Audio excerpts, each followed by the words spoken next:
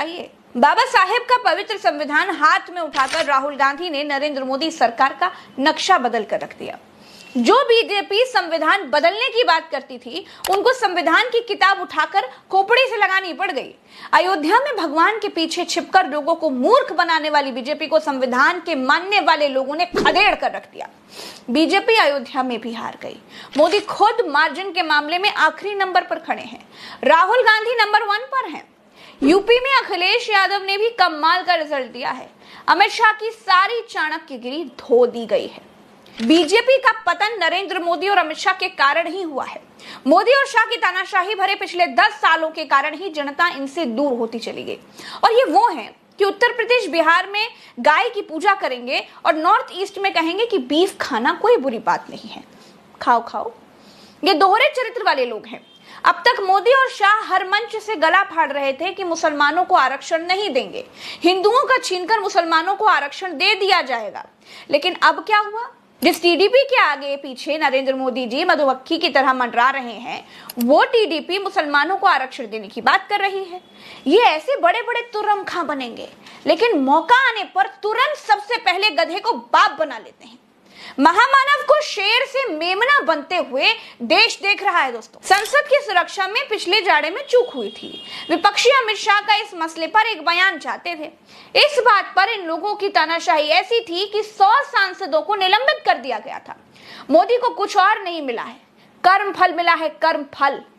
जनता ने सत्ता से बाहर नहीं किया है, बस अहंकार कुचलने के लिए जनता ने गद्दी पर तो बिठा दिया, शेर तो बना दिया, लेकिन सर्कस का शेर बनाकर छोड़ दिया। देखिए, नीतीश कुमार की पार्टी के 12 सांसद हैं। अभी मोदी का शपथ ग्रहण हुआ नहीं है। उससे पहले ही जेडीयू के नेता केसी त्यागी ने कह दिया है कि इंडिया गठबंधन की तरफ से नीतीश कुमार को प्रधानमंत्री बनने का ऑफर आया था। इसका मतलब समझने वाले समझ चुके हैं कि नीतीश कुमार अभी से मोदी पर प्रेशर बनाने लगे हैं। पूरे भारत को मालूम है कि मोदी अभी जैसे तैसे प्रधानमंत्री बन तो जाएंगे, लेकिन बने रह पाएंगे, इस बात में बहुत संशय है। नीतीश कुमार का 5 साल में कम से कम एक बार तो पलटी मारने का रिकॉर्ड है ही, ये सब जानते हैं। मोदी ने टीडीपी के साथ गठबंधन किया, जो मुसलमानों को आरक्षण देने की बात कहती है, जो मुसलमानों को आरक्षण देने के नाम पर चुनाव जीती भी है। मोदी और शाह दोनों मुसलमानों के आरक्षण के खिलाफ हैं। कैसे साथ रहेंगे ये? कौवा और बगुला एक साथ कैसे रहेंगे भाई? ये तो अलग अलग ही दिखेंगे ना। ये 10 साल में प्रधानमंत्री जी ने हरी जैकेट पहनी है क्या? कभी वो दिखाई नहीं दी। तो एनडीए की मीटिंग में जो हरी जैकेट पहन के प्रधानमंत्री जी आए हैं, ये क्या संदेश देना चाहते हैं? फिर मैंने अपने वरिष्ठ जो पत्रकार साथी हैं उनसे पूछा, तो ये क्यों पहनी हरी जैकेट? वो तुझे नहीं पता? मैं कहा हाँ, किसान लोग दुपट्टा वगैरह डाल के आते हैं, वो किसानों का रंग है। बोला नहीं, किसानों की छवि से बाहर आओ, तुम किसानों में घुसे रहते हो, ये मुस्लिम समाज के लिए अच्छा कलर माना जाता है हरा रंग। तो अब प्रधानमंत्री मोदी जी को मुस्लिम समाज से कोई द्वेष भाव नहीं है। वो मुस्लिमों को भी गले लगाना चाहते हैं। वो क्यों गले लगाना चाह रहे हैं? क्योंकि चंद्रबाबू नायडू ने लंबे चौड़े वादे आंध्र प्रदेश में कर दिए हैं और वो पीछे हटने को तैयार नहीं है। अब वो सारी चीजें करेंगे। तो प्रधानमंत्री जी चंद्रबाबू नायडू की सारी बातें मानने को बाध्य हैं, वो मना कर नहीं सकते। तो इसलिए वो मुस्लिमों को भी गले लगा सकते हैं। और ये भी हो सकता है कि उनके अगले भाषण में आप जो है मुस्लिमों के पक्ष में कुछ लंबी चौड़ी स्पीच सुन लें। तीसरी बात दोस्तों ये है कि मैं प्रज्ञा मिश्रा पर्सनली ये चाहती हूं कि देश में एक मजबूत सरकार चले, हर 3 महीने में लड़खड़ाने ना लगे। देश की प्रगति के लिए मजबूत सरकार होनी बहुत जरूरी है। मोदी और शाह ने अपने पैरों पर खुद कुल्हाड़ी मारी है। मैं पिछले 5 सालों से बता रही हूं कि मोदी और शाह हिंदू मुसलमान करके अच्छा नहीं कर रहे हैं। मैं पिछले 5 सालों से कह रही हूं कि धर्म के नाम पर भड़काना ठीक नहीं है।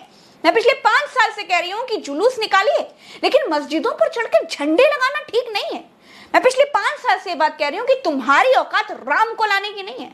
मैं पिछले 5 साल से ये कह रही हूं कि भैया नौकरी रोजगार पर बात करो। मैं पिछले 5 साल से कह रही हूं कि चीन को क्लीन चिट देना बंद करो। लेकिन इतने सालों में मोदी को लगता रहा कि प्रज्ञा मिश्रा तो सरकार विरोधी पत्रकार है। तो मिस्टर मोदी जी, मुझे नहीं मालूम कि आगे 5 साल आप कैसे सरकार चलाएंगे, लेकिन ये जरूर जानती हूं कि अगर आपने मेरी बात मानी होती, अति ना की होती, अमित शाह को थोड़ा समझाया होता कि भैया अपने घमंड के घोड़ों को थोड़ा विराम दो, तो आपकी इतनी बुरी हालत नहीं होती। मोदी जी शुक्र मनाइए कि मायावती जी उत्तर प्रदेश में हैं, वरना आप गुजरात प्रस्थान कर जाते। मेरा ये वीडियो आप सुन रहे हैं तो एक और बात सुनिए कि मैं प्रज्ञा मिश्रा सत्ता से सवाल करती हूं और करती रहूंगी, क्योंकि पत्रकारिता की क्लास में यही तो पढ़ाया जाता है कि सच्चे पत्रकार को विपक्ष की आवाज बनना चाहिए और सरकार में जो भी ठीक नहीं हो रहा है उसकी आलोचना करनी चाहिए। तो मैं सत्ता की आलोचना करने योग्य कामों की आलोचना इसलिए नहीं करती हूँ कि कांग्रेस मुझे पैसे देती है, सपा मुझे पैसे देती है, बसपा मुझे पैसे देती है। मैं इसलिए करती हूँ क्योंकि यही सच्ची पत्रकारिता है। सत्ता से सवाल पूछने वाली प्रज्ञा मिश्रा को अगर आप सत्ता के खिलाफ मानते हैं, दुश्मन मानते हैं, तो वो आपकी प्रॉब्लम है। फिर कहती हूँ दोस्तों, मैं प्रज्ञा मिश्रा, मेरे जैसे तमाम देशवासी देश में मजबूत सरकार चाहते हैं, चाहे वो जिसकी भी हो, एनडीए की हो या इंडिया की हो, फर्क नहीं पड़ता। बार बार गिरने वाली सरकार देश का भला नहीं कर सकती। लेकिन मोदी जी, आपने पिछले 10 सालों में जो बीज बोए हैं उसकी फसल तो आपको काटनी ही पड़ेगी। मुझे मालूम है कि रस्सी जल गई है पर बल नहीं गया है। आप ब्रॉडकास्ट बिल लाएंगे, आवाजों को दबाने की कोशिश करेंगे, लेकिन जितना दबाएंगे ना, आवाजें उतनी बुलंद होती रहेंगी। लोकतंत्र में सरकार तानाशाही से नहीं चलती है, इसका सबक भी आपको मिला है। सबको साथ लेकर चलने से ही चलती है। धर्म के नाम पर बांटा गया समाज कभी तरक्की कर ही नहीं सकता। समाज समझदार है, इसीलिए आपको जोर का झटका मिला है, याद रखिएगा इसे। इस बार भी अगर आप नहीं समझे तो समाज से ज्यादा और मेरे देश से ज्यादा समझदार पूरे विश्व में कोई नहीं है। दोस्तों, इस वीडियो में इतना ही। मुझे दीजिए इजाजत, अभी के लिए इतना ही। राम राम, दुआ सलाम, जय हिंद। चैनल को सब्सक्राइब जरूर कीजिएगा, वीडियो को लाइक कीजिएगा। नमस्कार।